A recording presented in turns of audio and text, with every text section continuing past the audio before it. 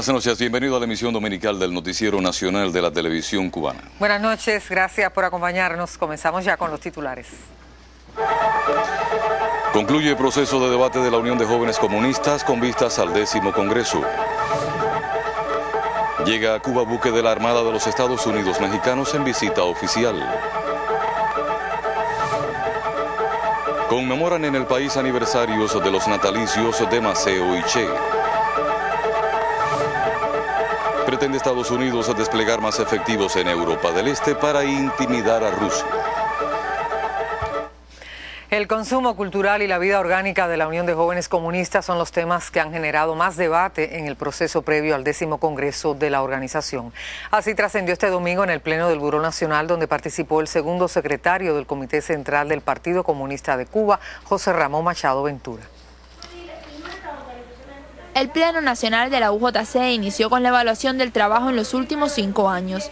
Se evidencia que partiendo de los acuerdos del 9º Congreso, celebrado en abril de 2010, la organización ha recuperado de manera gradual espacios recreativos y de diálogo perdidos en periodos anteriores. Hemos tenido la posibilidad de experimentar con algunos proyectos, tal y como se exponía en la presentación, que tienen que ver con el intercambio en la comunidad, con lograr romper, digamos, los muros de un comité de base y potenciar el acercamiento más directo con otros sectores de la población. Pero eso no es mayoritario, eso no lo hemos logrado implementar en todos los lugares por igual. Sin embargo, según lo expresado en esta sala, existe la insatisfacción de que los grandes eventos alcanzan mayor impacto que las metas cotidianas de funcionamiento, fundamentalmente en los centros escolares y de trabajo. Y eso tiene que ver, Naila decía, con la preparación de nuestros cuadros.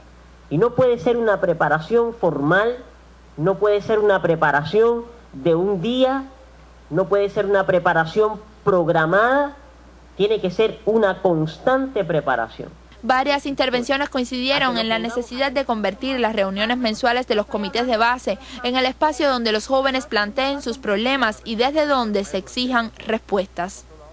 El 80% de los problemas se debatirían ahí donde se originan. Inclusive las soluciones también, una gran parte, y las que no estarían ahí, bueno, estarían inmediato superior, como se dice, un poquito más arriba, y no se confundiría tanto como a veces pasa, donde se diluyen, eso está elevado, eso está por ahí, y no pasa nada. Más de 8.500 planteamientos conforman el sustento temático del 10º Congreso. Y es que la cita de los días 17, 18 y 19 de julio ha estado precedida por varios procesos de debate y consulta donde los jóvenes, militantes o no, plantearon aspectos meridianos para el desarrollo de la organización y la sociedad. Y que eso evidentemente dé al traste con una organización más inclusiva, una organización de verdad transformadora, una organización donde hay una participación real. El 10º Congreso sesionará en 5 comisiones de trabajo dedicadas al análisis del consumo cultural, la formación ideológica, el funcionamiento, las transformaciones educacionales y la actualización del modelo económico. Durante la jornada del Buró Nacional entregó la condición de invitado de honor a José Ramón Balaguer, miembro del Comité Central del partido. Igualmente se despidieron 84 miembros del Pleno, a quienes se felicitó por la labor realizada. Lisandra Sesto, Sistema Informativo de la Televisión Cubana. Bueno, como decíamos en nuestros titulares al comienzo de la emisión, el buque huasteco de la Armada de los Estados Unidos de México atracó hoy en el muelle de la terminal de cruceros de La Habana. Su jefatura y tripulación fueron recibidas por el agregado naval de México en Cuba, capitán de navío Eduardo Gerandi, y el embajador del país azteca en la isla, Juan José Bremer. El Pitazo anunciaba su visita por segunda vez a Cuba. Justo a las 8:20 de la mañana entraba a la bahía habanera el buque multipropósito huasteco de la Armada de los Estados Unidos Mexicanos. Tras atracar en el muelle de la terminal de cruceros, su jefatura y tripulación fue recibida por la unidad de ceremonia y la banda de música del Estado Mayor General de las Fuerzas Armadas Revolucionarias. El capitán de fragata Aristeo Aguilar Mesa saludó a bordo al embajador de México en Cuba, Juan José Bremer, y al agregado naval de México en la isla, capitán de navío Eduardo Gerandi.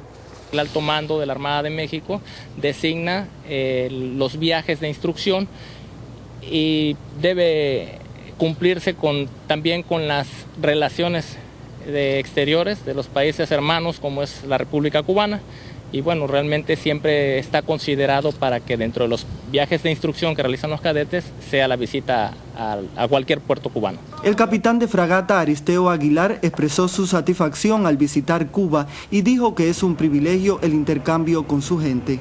Muy afectivos con nosotros los mexicanos, realmente nos sentimos en casa, realmente nos hacen sentir en un ambiente familiar.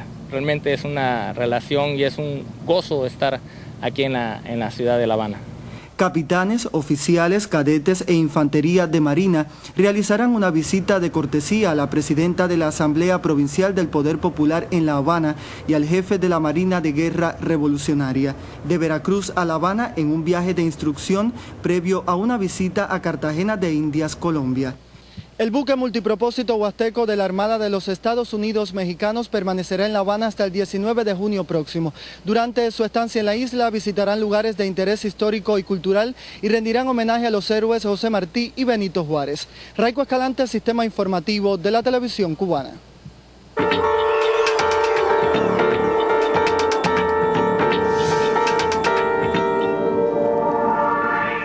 Repasemos el acontecer internacional. Grecia y sus acreedores concluyeron este domingo sus negociaciones sin acuerdos, según anunció el portavoz de la Comisión Europea. Sí, por su parte, desde Atenas, una fuente del gobierno griego pues indicó a la prensa que las exigencias de sus prestamistas eran irracionales. Para la Comisión Europea, el país helénico debe aceptar un recorte presupuestario anual de hasta 2.000 millones de euros para obtener a cambio la ayuda que necesita. En un comunicado del gobierno publicado minutos antes del fin de las negociaciones, Atenas reiteró que no aceptaría ningún recorte de salarios o pensiones ni aumentos del precio de productos de base como la electricidad. Claro, esas medidas afectan no solo a los trabajadores, sino que conducen además a un nuevo círculo recesivo. Para conocer más sobre el acontecer internacional, esta noche está con nosotros Oliver Zamora Oria. Buenas noches. Bienvenido. Muchas gracias, Larissa y Rodovaldo. Muy buenas noches. El Pentágono prevé desplegar unos 5.000 soldados, artillería pesada y tanques en Europa del Este con el objetivo de intimidar a Rusia, reveló hoy el diario The New York Times. Si la propuesta se lleva a cabo, sería la primera vez desde la Guerra Fría que Estados Unidos despliegue infantería mecanizada en las fronteras ampliadas de la OTAN en el este de Europa. El nivel de tropas y material militar movilizado sería similar al contingente que permaneció durante una década en Kuwait para servir de refuerzo en la Primera Guerra del Golfo en 1990, expresa el diario. Según analistas, la noticia eleva gravemente las tensiones entre la OTAN y Moscú. Y la aspirante demócrata a la Casa Blanca, Hillary Clinton, buscará una mayor presencia en los medios de comunicación con una serie de entrevistas que inició este domingo su esposo, el expresidente William Clinton. Clinton defendió la imagen de su mujer y la presentó como un ejemplo de integridad, justo cuando muchos estadounidenses creen que la ex senadora no resulta alguien confiable. Por su parte, el jefe de la campaña, Robin Mock, adelantó en el programa Face the Nation de la cadena CBS que Clinton protagonizará esta semana un montón de entrevistas luego de haber recibido críticas en los últimos meses por su supuesto distanciamiento con la prensa. Y un video publicado en los medios internacionales muestra a 4 soldados israelíes agrediendo e insultando a un palestino al que tumban a golpes y mantienen en el suelo mientras uno de ellos pide que saquen a las cámaras que lo filmaban en ese momento. El suceso ocurrió el pasado viernes en Girazún, campo de refugiados al norte de la ciudad cisjordana de Ramala, en presencia de periodistas y fotógrafos, y fue difundido este fin de semana por medios palestinos y recogido por el digital israelí Ynet. Medios locales identificaron al civil como Shadid al-Habsi, quien había tomado parte en una protesta el viernes para expresar su enojo por el hecho de que un familiar suyo resultara herido previamente por gases lacrimógenos disparados por soldados israelíes. Y terminamos en el Vaticano. El Papa Francisco se apresta a publicar la semana próxima un texto clave en el que abordaría los efectos del cambio climático. De esa forma, el jefe de la Iglesia Católica convertiría en un imperativo moral la protección del medio ambiente. Se espera entonces que los 1.200 millones de católicos de todo el mundo hagan presión sobre los líderes internacionales por el tratamiento de los temas ecológicos. Según el Papa, el documento pedirá a las naciones ricas que revisen sus estilos de vida basados en el desperdicio de recursos. Con esta información me despido. Nos vemos en una próxima ocasión.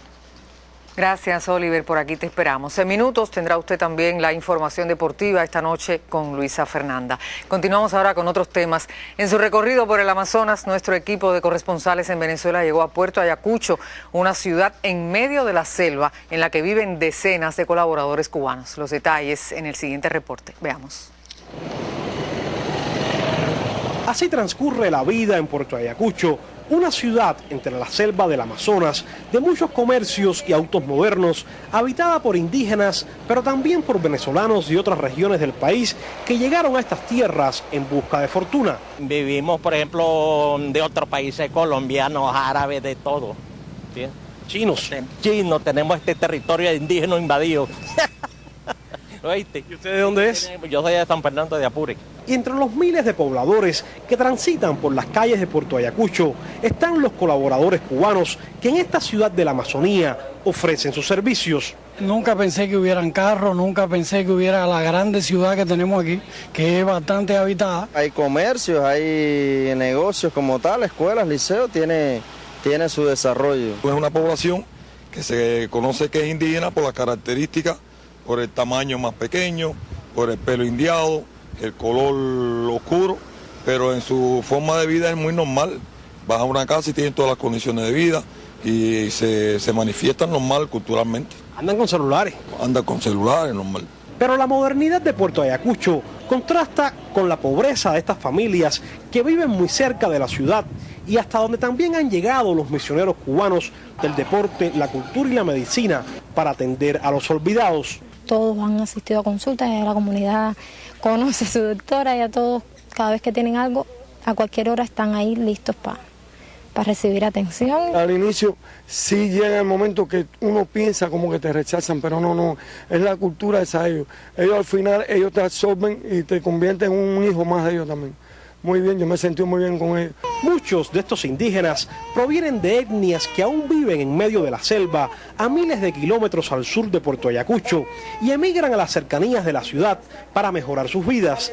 Historias que nunca imaginaron conocer estos jóvenes cubanos. Nunca pensé ver un indígena, real, solo películas, fotos, y aquí he podido verlo directamente, intercambiar con ellos. Cada vez que le decimos un misionero va para el Amazonas, hace una exclamación de asombro, pero después cuando está en el Amazonas me dice, profesor, yo de aquí no quiero irme. Cubanos en Puerto Ayacucho que lo mismo están en las consultas médicas que llevando el deporte, la educación y la cultura a los pobladores de la capital del Amazonas, quienes agradecen de cuánto se ha hecho por ellos desde la llegada al poder de la revolución bolivariana. Y gracias a Fidel Castro, a los hermanos cubanos, bueno, que nos traen, que nos han enseñado que es una obra social. Historias de cubanos y venezolanos en la selva que les hemos contado en nuestra expedición por el Amazonas y que ya va llegando a su fin.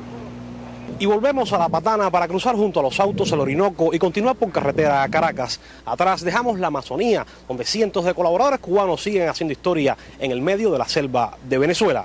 Desde el Orinoco reportamos Marisol Blanco, Miguel Román y Wilmer Rodríguez Fernández, Sistema Informativo de la Televisión Cubana.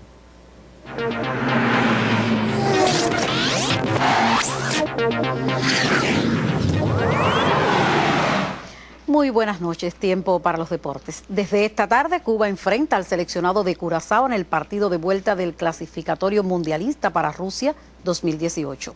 En el mismo primer tiempo del partido, pasados solo 5 minutos, llegó el gol de Cuba por intermedio de Yenier Márquez. Luego el empate se produjo a los 17 cuando Vidarrel Merencia anotó por Curazao. La presencia de la lluvia permitió, pasada las 7 de la noche, regresar al terreno y en estos momentos continúa desarrollándose el partido. Esta jornada en el Grand Prix de Judo, con sede en Budapest, Hungría, los cubanos Idalis Ortiz y Asley González conquistaron las únicas medallas de Latinoamérica al finalizar ubicados terceros en sus respectivas divisiones. Ortiz, más de 78 kilogramos, cayó en semifinales por hipón frente a la turca Kaira Sayit. Obligada a la discusión del bronce, superó entonces por la vía rápida a la kazaja Guslan Isanova.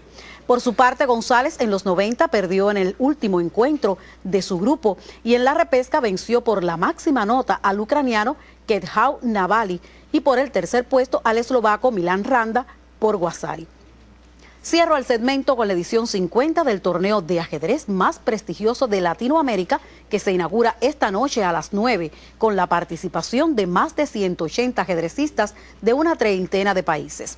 El evento, que regresa a su sede inicial de La Habana Libre, se extenderá hasta el 25 de junio. Concluyen los deportes. Muy buenas noches. Gracias, Luisa. Uno de los premios del Cubagua 2015 fue el proyecto de una empresa española para fabricar hidrómetros en territorio cubano. Esa inversión, por cierto, contribuirá a preservar las reservas hídricas del país. La industria nacional proyecta fabricar nuevos productos y tecnologías asociadas al sector hidráulico. Especialistas españoles presentaron en Cubagua 2015 una muestra de lo que pudiera ser el hidrómetro cubano.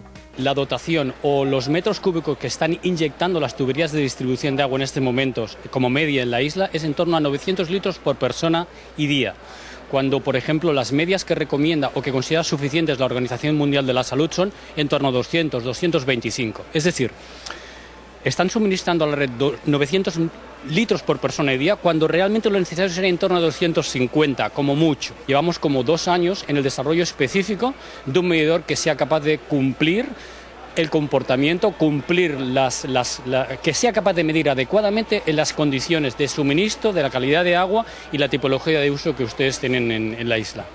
Directivos de la industria del herraje reconocen las ventajas que proporcionaría a las finanzas y a la economía del país la fabricación de estos equipos en Cuba. El costo de importación de un metro con respecto a lo que se está proyectando del costo de producción nacional saldría un 30% más barato producirlo en el país y nos compraría una soberanía tecnológica en el diseño y producción de estos productos. El miembro del Buró Político y vicepresidente de los Consejos de Estado y de Ministros, comandante de la Revolución, Ramiro Valdés Menéndez, y la presidenta del Instituto Nacional de Recursos Hidráulicos, la ingeniera Inés María Chacman, apreciaron el proyecto de la firma española Contidra para ejecutarse de conjunto con la industria cubana. Los prototipos ya se han avanzado, pero no solamente en eso, sino que hemos, de la mano del Ministerio de Industria, estamos ya trabajando, en este caso, con la antigua fábrica de herrajes. Estamos haciendo los proyectos de ingeniería básica para la presentación posterior del estudio de factibilidad. Estudios e investigaciones confirman cuánto representan los hidrómetros para evitar el derroche y el uso irracional del agua. La viabilidad de este proyecto abre nuevos frentes en la batalla por preservar y ahorrar las reservas hídricas del país. Bernardo Espinosa, Sistema Informativo de la Televisión Cubana.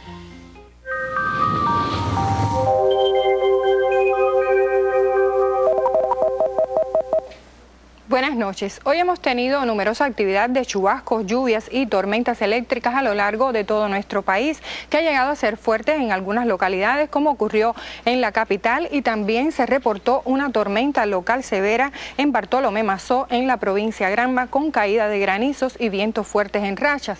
Y observen que Cuba se mantiene bajo la débil influencia de las altas presiones y un flujo de aire húmedo del sudeste que ha favorecido la actividad de chubascos y tormentas eléctricas en horas de la tarde, y también la presencia de esta vaguada sobre Yucatán, que se ha mantenido con poco movimiento y la cual continuará moviéndose al noroeste y pudiera encontrar condiciones favorables en la atmósfera superior sobre el Golfo de México en las próximas 48 horas y convertirse en un ciclón tropical, pero que no ofrece peligro para nuestro país, y Cuba se hallará bajo la influencia de las altas presiones. En la imagen de satélite podemos observar los nublados que acompañan a esta vaguada sobre la península de Yucatán y mantiene abundante nubosidad sobre el extremo más occidental de nuestro país. Y observen la actividad de chubascos, lluvias y tormentas eléctricas numerosas y fuertes en algunas localidades, como ocurrió en la capital, y que para mañana va a haber una disminución de la probabilidad de lluvia y todavía se va a mantener cielos con predominio de nublados en la parte occidental durante la madrugada y la mañana,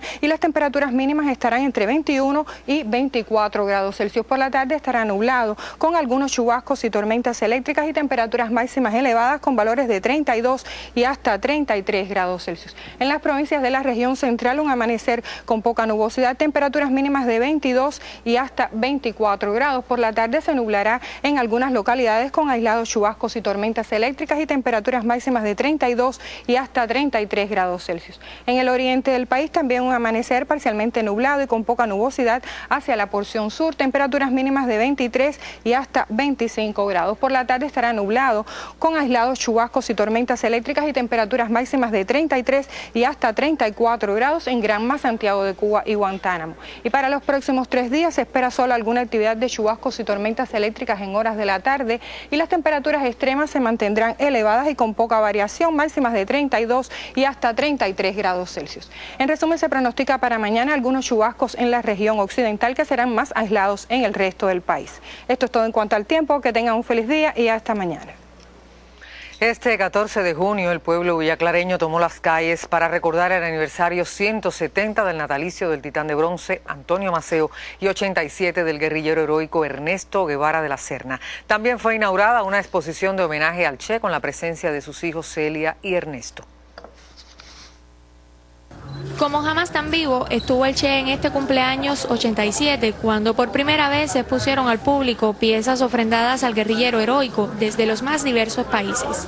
Muy alegre de estar con ustedes aquí, con los villaclareños, de pasarla súper bien y de que bueno, y que nos den la posibilidad de celebrar este cumpleaños también junto la parte de la familia de nosotros con el viejo de nosotros. Ernesto y Celia Guevara March participaron en la inauguración de la Expo, que estará abierta durante el mes de junio y cuenta con cerca de 14 piezas y 10 banderas.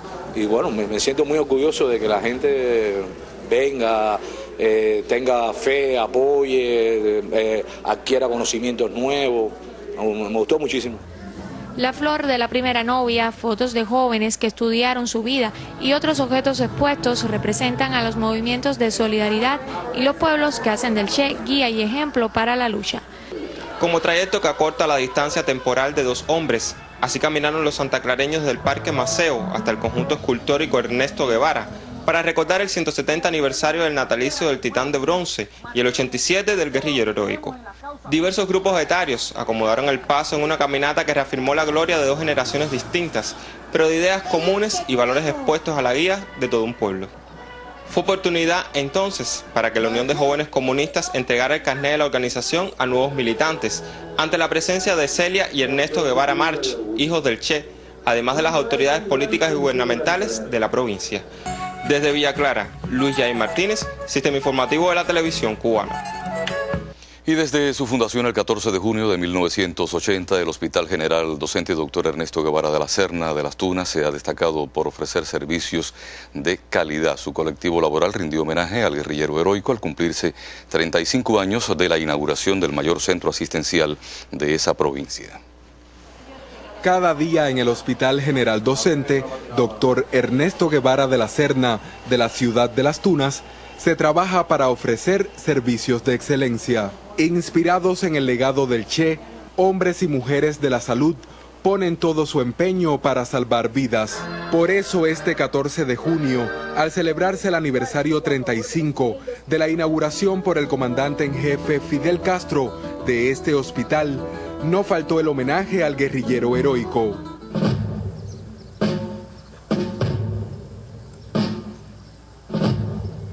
La ocasión fue propicia además para que trabajadores con más de 25 años de labor recibieran la medalla Piti Fajardo y se reconocieran también los servicios médicos más integrales. Asimismo, varios jóvenes recibieron el carné que los acredita como militantes de la Unión de Jóvenes Comunistas. Desde su creación, el Hospital Provincial de Las Tunas ha mantenido una tasa de mortalidad infantil por debajo de 3,5 por cada 1000 nacidos vivos. Hoy un proceso inversionista permite la restauración de su unidad quirúrgica central, entre otras áreas, para así mejorar la calidad de sus servicios. Desde Las Tunas, Gianni López Brito, Sistema Informativo de la Televisión Cubana. El Prado de las Esculturas, situado a 10 kilómetros de la ciudad de Santiago de Cuba, fue afectado por el huracán Sandy en 2012. Hoy esa instalación de 40 hectáreas sembradas de rocas, metal, madera y hormigón es sometida a una restauración total. Veamos.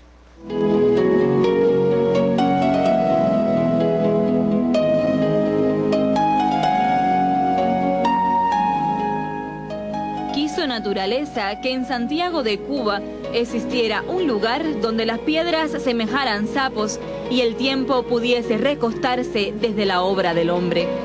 40 hectáreas de tierras bendecidas por creadores de varios continentes hace 27 años.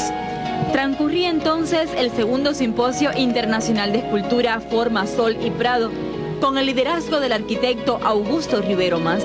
Es el conjunto de obras ambientales de carácter internacional más importante de Cuba, sin duda. Una colección ordenada, organizada, emplazada y cuidada. Es un tesoro de la nación. El Prado de las Esculturas exhibe 20 piezas ambientales de reconocidos creadores de Cuba, Francia, Colombia, México, Japón, Alemania y Suecia.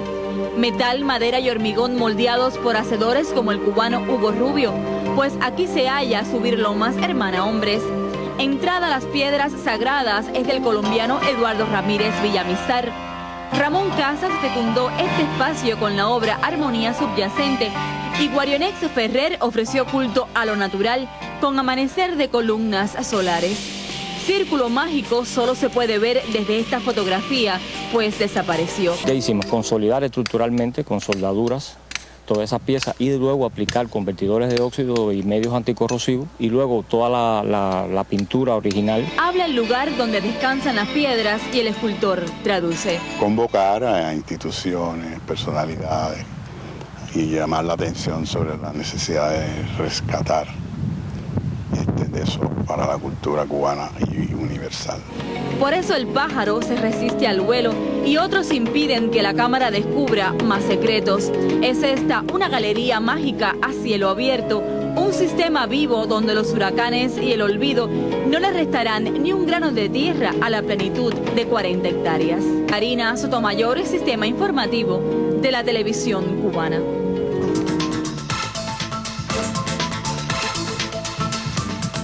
El gobierno venezolano iniciará este lunes la revisión de programas sociales para atender los 24 estados y municipios de todo el país.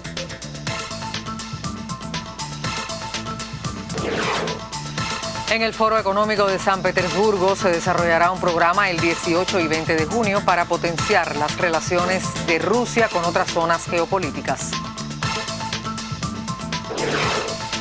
A partir del miércoles y hasta el día 26, la dirección de los CDR realizará en todo el país el abanderamiento de los destacamentos provinciales aniversario 55 de la organización.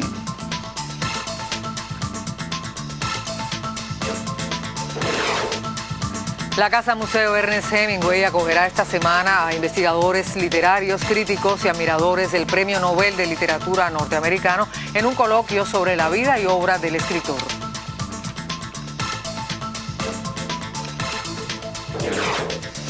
Y el 8º Congreso Internacional de Diseño de La Habana, Forma 2015, tendrá lugar desde el día 16 en el Palacio de Convenciones de la capital cubana. Y con las previsiones de estas noticias que se desarrollarán por estos días, concluye la emisión estelar de esta noche. Como siempre, gracias por su atención y que tenga una buena semana. Buenas noches. Buenas noches.